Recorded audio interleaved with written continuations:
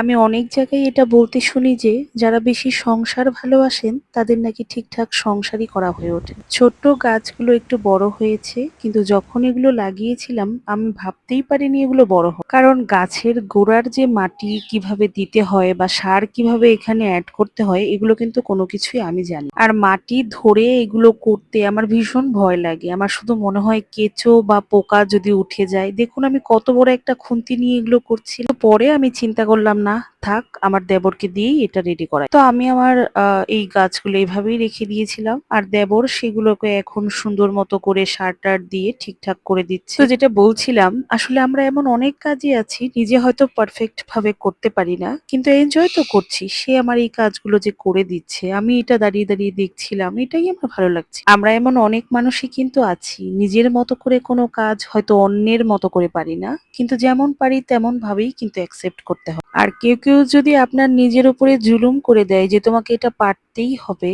এটাও আপনাকে বর্জন করতে হয়। তো যাই হোক, দেখুন গাছগুলো কি সুন্দর হয়েছে। সকালে রান্না করেছিলাম আজকে নুডলস, তারপর দুপুরে সবার জন্য রোস্ট রান্না করছিলাম, যেটা আমি আমার মতো করে রান্না করেছি। একদিন তোমাদের সাথে এইটার পুরো রেসিপিটা শেয়ার করব। আমি না আমার নিজের জীবনকেই অনেক বেশি পছন্দ করি। আমার অন্যের জীবন দেখে কোনো সময় মনেই হয় না আমি তার মতো সংসারী হব। আমার সবসময় মনে হয় খুব বেশি সংসারী না হওয়াটাই বোধহয় ভালো, কারণ বেশি সংসারী হতে গেলে অন্যের খুঁত ধরতে হবে, আর তখন সবসময় একটা জাজমেন্টাল মাইন্ড নিয়ে যে কারো সংসারেই নাক গলাতে হবে।